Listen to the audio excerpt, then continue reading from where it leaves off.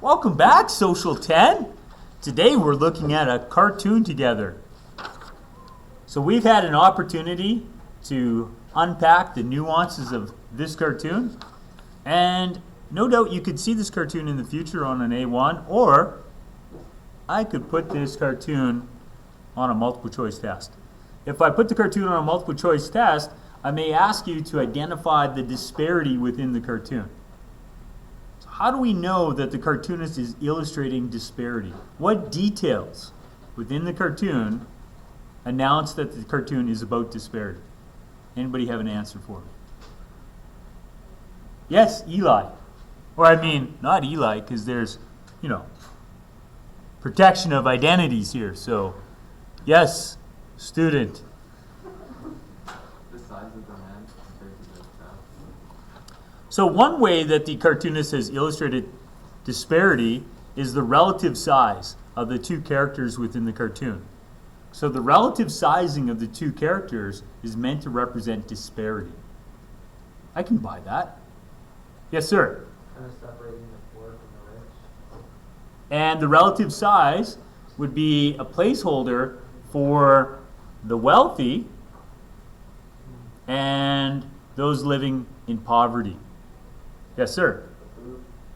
The food is also used to illustrate disparity. Disparity specifically in terms of have and have not, disparity of food, right? The food represents food.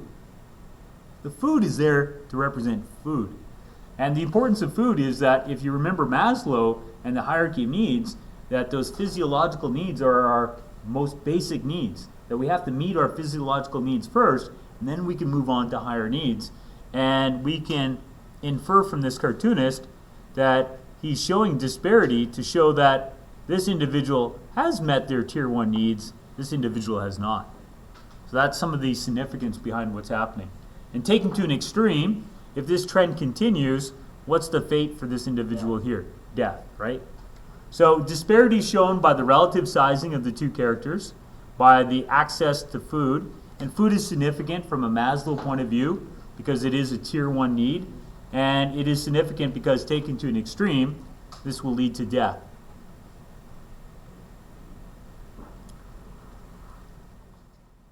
Back to disparity, how could we use the terms 1 and 99% to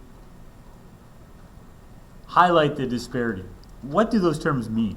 What does it mean to be a member of the 1%? Who is a member of the 1%? This individual or this one? The term 1% means the wealthiest 1% of people on the planet. It's a derogatory term. That those within the 99% use the term 1% to highlight how unfair the system is. That some have so much more than others. So by using the terms 1% and 99%, we're highlighting disparity. Now, the term 1% is about 10 years old. It's been used for the last 10 years, and it's been refined. Many people are suggesting that it's no longer as relevant, that we should be talking about the 0.1% or even the 0.01%. In a world where we have a few select individuals worth in excess of $100 billion. So you have the Elon Musks of the world, you have the Jeff Bezos of the world, you have the Warren Buffetts of the world, you have individuals worth more than $100 billion each, then even the term 1% is misleading. 1% of the world, they're not all equally wealthy. So some would say that maybe 0.1% or 0.01% would be more accurate. So that's another way to demonstrate the disparity in the cartoon.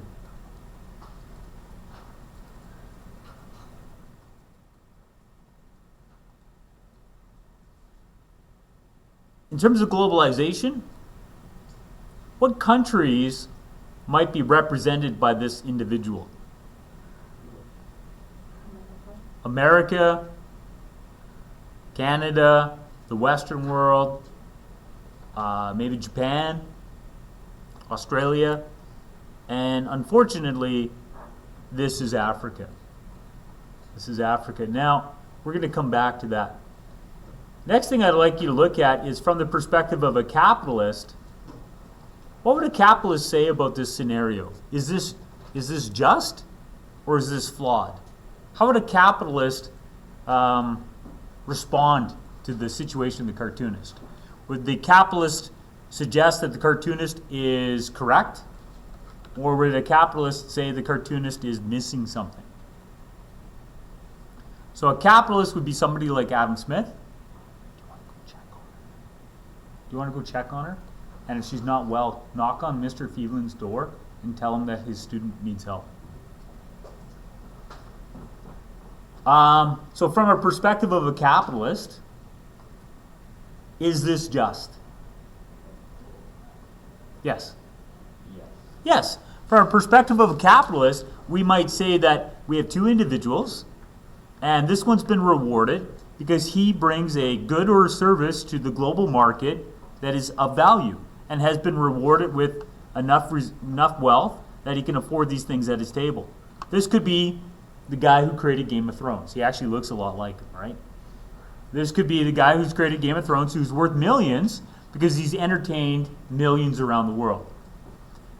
This could be a guy who's created an altcoin. This could be a guy who has invented Velcro or invented some NFT that people are, maybe he's the Naked Ape guy, right? He created, that Naked Ape series that is worth millions of dollars each of those tokens. So to a capitalist, the message to this individual would be what? You need to adapt. That's a capitalist message to him. You need to adapt. You need to find your niche in the marketplace. It seems very cold, very callous. But to a capitalist, we need to be guided by our self-interest. That this individual is responsible for what is in his bowl. To a capitalist, if the government comes to that individual's aid, then his need to adapt will be taken away, and therefore he will become enslaved to the government. So to a capitalist, yes, the government could come to the aid of this individual and deal with his conditions of poverty, but if the government does that, they will be taking away the independence of that individual, and that individual will become a pseudo or a quasi-slave to the government. And that's why a capitalist doesn't want government to come to the aid of people living in poverty, because it takes away our incentive to adapt, and it takes away our freedom, because we become now reliant upon government. There's an old cliche that says a government large enough to give you everything you need is a government large enough to take it away. Government large enough to take care of your economic needs is a government big enough to control you politically and socially as well. So to a capitalist, what is being shown here is just. And the problem highlighted, this disparity, could be corrected if this individual has the invisible hand guide him to adapt. Find something in the marketplace that no one's doing. Elon Musk invests in these companies like Tesla and becomes a multi-billionaire. There was a point of time when Elon Musk was not a billionaire. He comes from a middle-class family, and he ended up finding those niches in the marketplace, the global village, and now he's been rewarded. So this could be Elon, although Elon's pretty thin because he's got to be. He's getting ready to go to Mars. I don't know if you know this, but he sold all his houses. He owns no real estate on the planet anymore, no houses, and if that's not a sign for the rest of us that he's got a plan, then who knows? What would a socialist say? What would a socialist say? A socialist would look at this and say, I would rather this individual have what value? What value would a socialist want this guy to have? Yes. So a socialist would like this individual to have more empathy. Empathy for the suffering of this individual. Absolutely. To a socialist, they want more empathy, more compassion. What's the solution to a socialist? How do we solve the problem here? The problem's disparity. The problem's poverty. Taken to extreme, we've already established that this could lead to his death. To a socialist, the solution is what?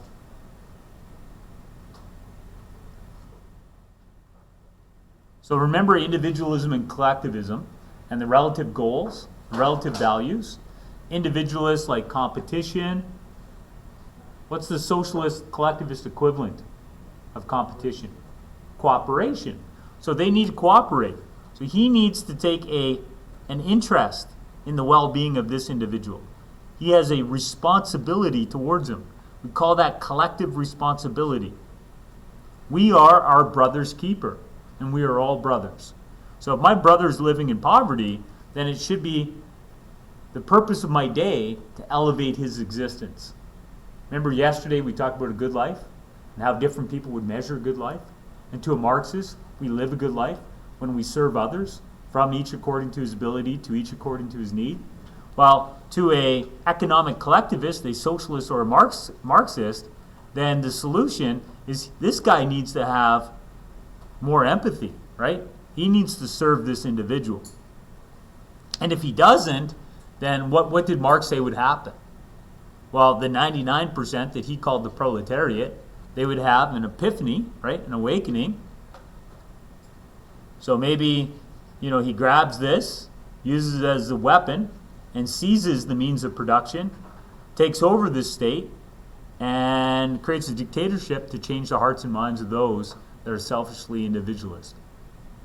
So we should be able to look at a cartoon and begin to look at it from both an individualist and a collectivist point of view. To a capitalist, this might be seen just because of the relative wealth that they have created and shared with the marketplace. But to a collectivist, this might seem as unfair. This is class struggle. This is what Marx was motivated to predict a revolution would be the solution to. How does this show a contradiction within the global village? How does this show a contradiction within the global village? I know one of you has the answer. Yes. Next to each where it says, sorry, it's a hard time, and then feasting. Yeah. So there is a contradiction here because we have, one feasting, one living in famine at the same time. So we have extreme opposites, right? There's a juxtaposition here of someone living in comfort and someone potentially not living. So within economics, we talk about the allocation of resources. And one of the contradictions in the global village is the misallocation of resources. The reality is we have enough resources for everyone, but they've been misallocated. In the cartoon, he has more than he needs, he has less than he needs. Globally, we're misallocating resources. How could you quantify that? How could you show us that too much money is being misallocated away from butter? Economically speaking, if countries are not investing in butter, consumable items, what are they putting their money in? Guns. Guns versus butter. So you may be surprised to know that the Americans on their own, the United States of America, that in 2020 their military budget was $778 billion. On their own. You add in China's $230-ish billion, then you're already over $1 trillion for two countries' military budgets. So in a global economy that is between 50 and 60 trillion dollars, we have at least 2% of that global economy being allocated towards military at a time that we have people dying every day out of desperation, out of poverty, because of disparity. The reality is we have enough food. We have enough resources for everyone. We have enough food and resources to have, double the world population today. We could have 16 billion people on the planet and feed them all. But instead, we have this. Dwight Eisenhower in 1961 had a farewell speech where he talked about the rise of the military-industrial complex in America and the cost it meant to America. And within the speech, he mentioned that every aircraft carrier was a theft from those living in poverty. Because if we invest in an aircraft carrier, then that means there's 10 schools that we didn't build. There's 10 hospitals we didn't build. There's homeless shelters we didn't build. There's hungry people we didn't feed. So when you look globally at a military budget in excess of $1 trillion, that's a contradiction within the global village. The idea that we say, sorry, it's a hard time. But the reality is, there's enough. We're valuing something more than his life. More than his life, we value, some new stealth bombers or new stealth, battleships or new stealth freighters or destroyers is the word that I kept trying to come up with.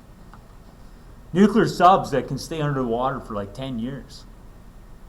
That's amazing. I wouldn't want to be in a sub for 10 years, but it's hard for your rivals to track you if you've been underwater for 10 years. So there's U.S. subs that only the Americans know where they are because they've been underwater for so long. Those subs are expensive. Each sub's worth billions of dollars. Canada, by the way, our military budget in 2020 was $22.5 billion, and we have 61 communities in Canada still that don't have clean water. Misallocation of resources isn't just a global thing, it's a Canadian thing. Do we need a military? Of course we do. I actually believe quite strongly in the military, but we also have 61 communities that have no clean water. 0 of which are in Alberta. 44 of which are in Ontario. So you tell me which province is flawed. A lot of people in Ontario like to look at Alberta and say, how they're kind of disgusted by us and how they like to distance themselves from Alberta. Well, go to Northern Ontario and you'll see that you have your own problems to deal with. Communities need clean water. Water, also a tier 1 need in Maslow's hierarchy. So those are some contradictions. Those are some connections to Maslow's hierarchy of needs. It's hard to be self-actualized if you're living in hunger. And yet, even though this guy has lots of food, he hasn't gotten to that point where he realizes he needs to go from the me to the we. So maybe we'll never have that epiphany. This cartoonist doesn't believe in mankind having that moment where we begin to serve others because we can no longer really serve ourselves. We've saturated ourselves. So the sheer gluttony that this man's guilty of shows that maybe there is no end to it. How is this connected to globalization? How did globalization cause the problem here? How did globalization cause this problem? So think back to our lesson on the scramble to Africa. Africa was a treasure chest of resources, still is. Africa is not a have-not continent. It's a have continent. But the reality is, the resources they have are often tapped by transnational interests, and the wealth is then exported to countries like Canada, the United States, the Netherlands. So the wealth in Nigeria, the oil and natural gas, instead of making Nigerians rich, it's making Dutch people rich. Because Shell is benefiting there. So that's one of the causes of globalization. As Africa connected to the rest of the world, some of the wealth of Africa, this isn't going to end well, has been exported out of Africa. So, you know what? You're logged into your computer. You've been using it for hours. We need you to log in again. Because, computers are brilliant. How could globalization create a solution to this? Well, let's look at it from an angle of citizens, corporations, and government. How could citizens within the global village solve this problem? And I'm going to tell you that there's a contemporary current event that even was newsworthy yesterday that's talking about this exact scenario. What current event am I talking about? So if you were in Dash 2, the third writing assignment on the diploma exam is very rich in current events. You're not in Dash 2, but you still need to be aware of current events. So there's a current event I've mentioned this year that is basically talking about the same scenario. So you may recall that at the beginning of November 1st, Elon Musk was challenged by the UN to donate $6.6 billion And they said that if you can donate $6 billion, you will be able to eradicate hunger in 2022, just for that year. Not eradicate hunger permanently, but they're very worried that because of many global forces, climate chaos, because of COVID, because of world trade, that we're going to deal with a spike in famine next year. World food prices have gone up. So they're asking billionaires like Elon to donate money. And they said to Elon, if you would donate $6.6 billion, we wouldn't have poverty next year. We wouldn't have disparity. And he said, show me how you're going to spend my money. Show me how my money gets to the people. Because too often, when people give money to NGOs or to the UN, the money's lost in the bureaucratic red tape. The money is used just for the UN and the people within the UN. It doesn't actually make it to the place in need. So just yesterday, the UN gave them the report. They said, here you go. Here's how we'd spend your money. So now, for the last 2 weeks, it kind of looked like Elon had won the exchange. He's like, well, I will gladly. And he even was as bold as saying, I will sell some of my stock. And he did. You may know that he sold some Tesla stock, causing a temporary collapse in that price. But he sold billions of stock, so he's got the money ready. And we know he's invested heavily in altcoin as well. So he's very liquid. I just mentioned he sold his real estate. He's very liquid. He has liquid assets. So he could easily move some money towards the UN. But for the last 2 weeks, it looked like he had outplayed them, outmaneuvered them by saying, show me how you're going to spend the money and not waste it. And now they're like, here you go. So I haven't read the report. The report's not public. But it would be an amazing thing if he reads the report and says, you know what, here you go. So what is the message here? The role of citizens like Elon, the role of the 1% or the 0.01% is that, quite literally, they have the resources necessary to solve this problem. For example, in 2021, in November, Elon Musk was challenged by the UN to offer them in excess of $6 billion with the promise that it would eradicate poverty for the year of 2022. And it looks like he's willing to do it if they can show that they can do it in a way that is cost effective and the money gets to the people in need. So pretty much like he's willing to give the money, but he doesn't want it to be spent on things for the government rather than Yeah. poverty. Yeah, he doesn't want the money spent on UN salaries or, hey, you know what, I think we need to update my office. You know, let's have a comfy chair. I can fight poverty if I have a better chair. That kind of stuff. You're right. And that kind of answers the corporation thing too. Because although Elon's an individual, he is the face of many corporations. So from a corporate perspective, corporations could solve this problem. Other corporations that are involved in the food industry could solve the problem by offering food at a discounted price to areas in hunger, in desperation. That there are corporations that could direct some of their product at a loss, potentially. And maybe from a corporate standpoint, that could actually help with their public image. That if a corporation like Kellogg's was selling some of its product to Africa or even just donating it to Africa, that might cause some more consumer loyalty towards Kellogg's. And next time you're shopping for cereal, you might be like, you know what, I'm going to grab that Kellogg's because they're donating to solve poverty in Africa. From a government level, what could the government of Canada do here? What could the government of America do? Or what could the government in Nigeria do? So what could a Canadian or American government do to address the problem highlighted in this cartoon?